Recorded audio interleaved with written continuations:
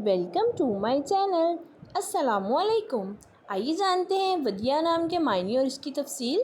हमारा आज का बेबीज़ गर्ल्स नेम है वदिया।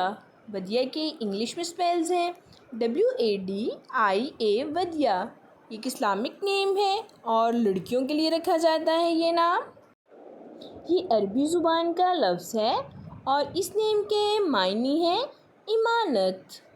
वदिया, इस नेम की तफसील है वदिया फ़ातिमा, वदिया ज़ैनब।